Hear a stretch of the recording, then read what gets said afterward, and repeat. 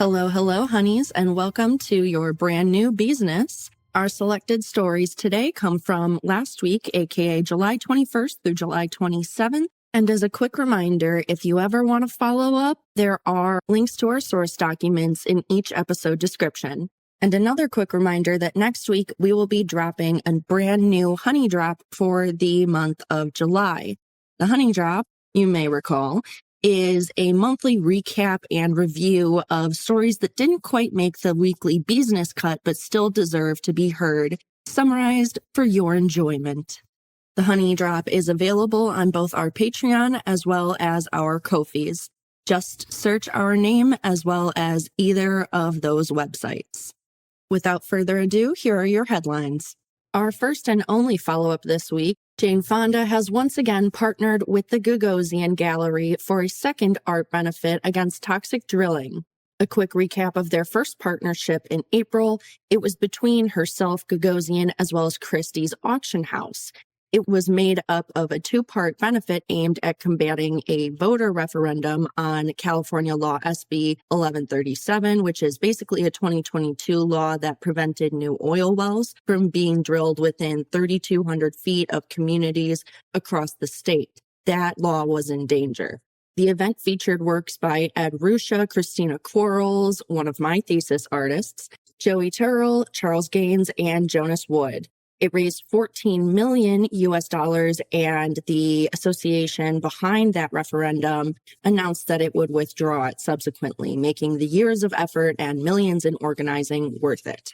Despite that major victory, Fonda said she has absolutely no plans to slow down her activism, especially against big oil and protecting not only Californians, but various other Americans through her advocacy.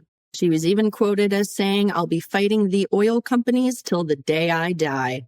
The partnership's new exhibition and later auction goes on through August 30th in Beverly Hills, featuring all sorts of artists, everyone from Andrea Bowers, Shepard Fairey, Nan Golden to Alex Israel, and more. We got word last week as well that a Nashville museum is returning a 500-year-old Mexican artifact collection. Made up of a total 250 objects, it includes 500-plus-year-old ancient tools, instruments, and clay sculptures. The collection will be returned to Mexico City this month for eventual display. The artifacts have been in the collections of the Parthenon Museum since the late 1960s, when an Oregon donor who bought them from farmers in western Mexico donated them for tax deduction purposes. Director of Nashville's Metro Parks City Division, Monique Horton-Odom, said in a press statement, quote, "For Metro Parks, the repatriation of these artifacts is a cultural obligation as well as a moral responsibility. Responsibility for the collection will be handed over to the Mexican consulate in Atlanta."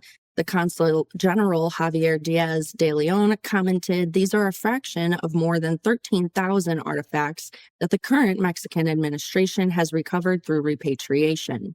The Parthenon back in Nashville will still be able to show them in a way. 3D prints of several of the artifacts are now part of the museum's educational collection." A more shocking headline coming out of last week, billboards by artist Anne Imhoff were vandalized in Austria. All 6 were partially torn by vandals on Tuesday. Imhoff's billboards bear the title of her exhibition, "Wish You Were Gay." Imhoff won the Golden Lion Prize at the 2017 Venice Biennale for the German pavilion that she was responsible for, also publicly showed the billboards in various Bregenz spaces in tandem with the museum show at the Kunsthaus Bregenz. On Instagram, Imhoff has described the billboards as, quote, "a testament to the beauty and strength that the chosen family provides to those of LGBTQ+ experience." On the other hand, "Wish You Were Gay" also bears witness to the deep struggle and hostility facing LGBTQ+ people every day, everywhere, end quote. The artist herself described the vandalism as a hate crime, saying that destroying them was not only an assault on the queer community, but also on the community of Bregenz. Imhoff promised the billboards would be replaced, but didn't provide any sort of timeline for when. A separate statement from the Kunsthausbergens director Thomas D. Trummer said, quote, "This is a cowardly attack on art and on human rights. Homophobia has no place in our society," end quote. A slightly more uplifting headline, a House majority vote last week saved millions in funding for the NEA and the NEH.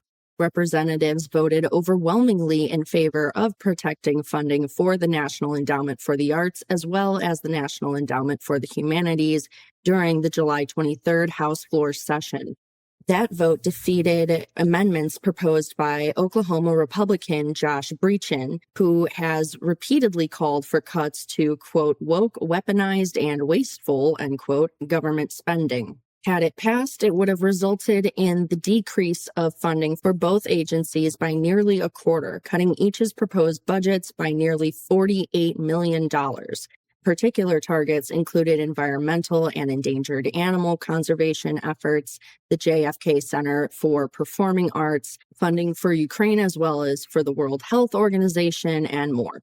Executive Director of the Art Actions Fund, Nina Ozlu-Tunselli, stated in an interview with Hyperallergic, quote, "People were very pleased with bipartisan support for the arts and humanities in light of everything that's happening in the world right now," end quote.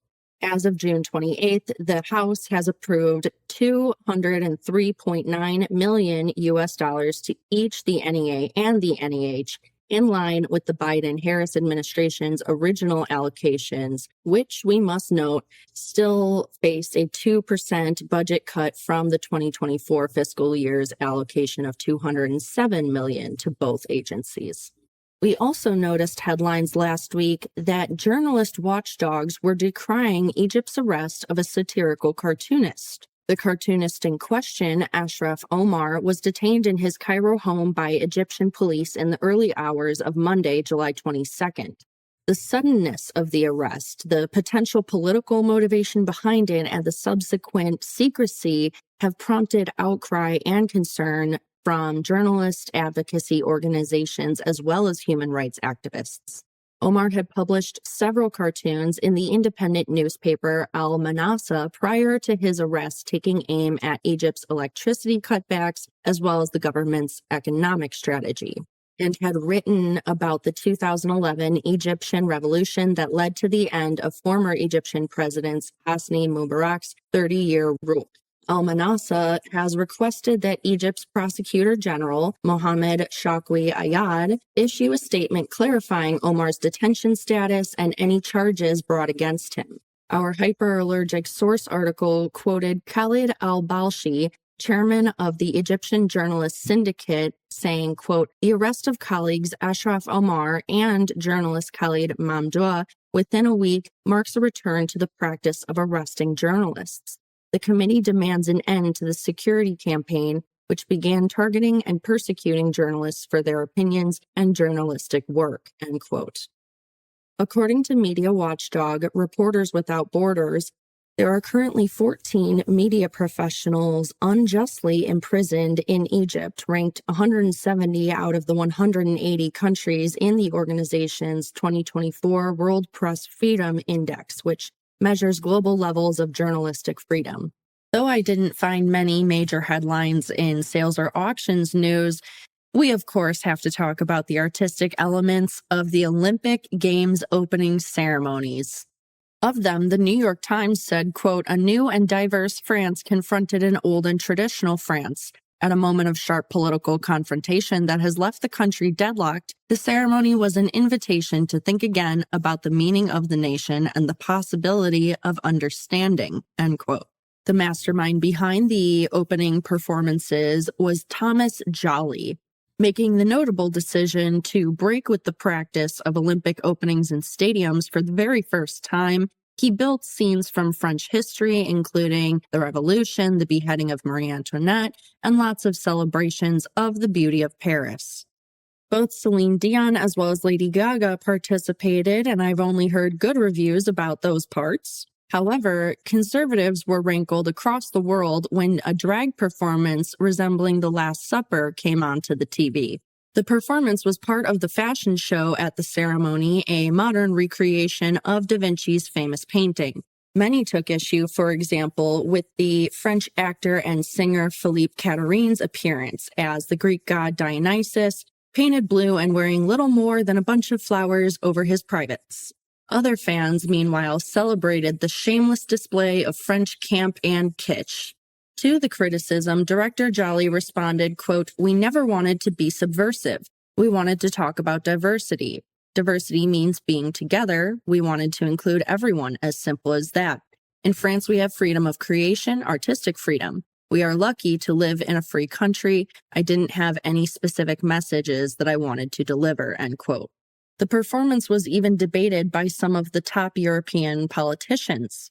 The New York Times notes that Marion Maréchal, a European lawmaker and the niece of far-right leader Marine Le Pen, called it the humiliation of the Republican Guard obliged to dance to Aya Nakamura, criticizing the, quote, general ugliness of the costumes and choreography, end quote.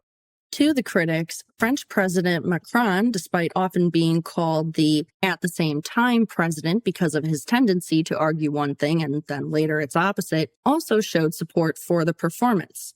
Macron posted on X the phrase "at the same time" over images of the military band dancing to Miss Nakamura, who was, I should have mentioned earlier, one of the main performers at the openings. Headlines also announced last week that dealers were disgruntled around Paris last week when their galleries were forced to close for the Olympics. The closures mainly affected galleries in Paris's Saint-Germain-des-Prés area, one of its major art hubs. Gallerists report they were unexpectedly forced to close on Thursday of last week because of security measures for the upcoming Games' opening ceremony. Interviewed by Art News, they said that clients had no way of getting to their spaces, that the public could not see shows that were expected to be on view. The situation continued to go downhill when metal fences were installed along streets in central Paris. They were considered disturbing not only by gallerists, but especially by residents, who were concerned about foot traffic. The fences, while meant to keep the general public out of the so-called gray zone or controlled area near the Seine's banks, and some of those who needed access to this zone were told in advance to apply for QR entry codes. Some galleries, however, said they were not told of these requirements.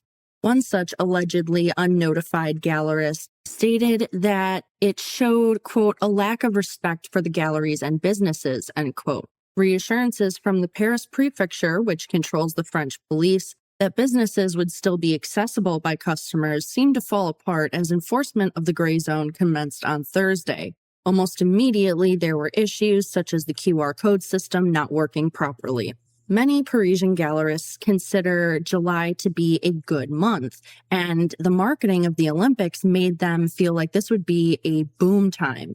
However, many are closing early for the summer break, concerned about their abilities to operate, much less grow. The effect of these closures on the Paris art scene will be determined in the upcoming months. And finally, one last announcement/discovery before we go. An Irish museum solved last week the mystery behind Bronze Age axe heads that were delivered in a porridge box. The National Museum of Ireland received the two 4,000-year-old axe heads carefully wrapped in foam inside the box from an anonymous source last month. They put out an appeal to know more about where, when, and how they were found. In its call, the museum noted that any information would be confidential, and because they are participating in an international study of Bronze Age metalwork to trace the origins of metals used in such artifacts, any further details about the heads could provide critical information.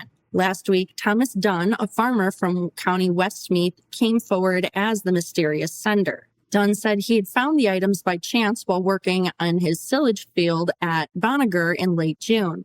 One damaged his mower enough for him to notice, and after using a metal detector in the area, found them. He had been hesitant to come forward because it's against the law in Ireland to search for archaeological objects using a metal detector unless you have written permission from the government. The penalties are fairly severe, up to 3 months in prison or fines of up to over 63,000 euros. Because of the accidental nature of this find and his gifting of the axe heads to the museum, Dunn will not face any charges. Additionally, archaeological finds in the country without a known owner become the property of the state of Ireland. So it will be preserved in a yet to be announced national or otherwise designated museum. That is all I have for you this week, honeys. I hope you enjoyed. Hope you're prepared for the honey drop to come soon and that you enjoy the last little bit of July here. Take care of yourselves and talk soon. This podcast and this episode were created, produced, hosted, and researched, as well as fact-checked by yours truly, Celia Bugno. It was edited by our brand new sound engineer and producer of our intro music, Chris Meinhold. Don't forget to like, share, and subscribe on all of your favorite streaming platforms, as well as your social medias.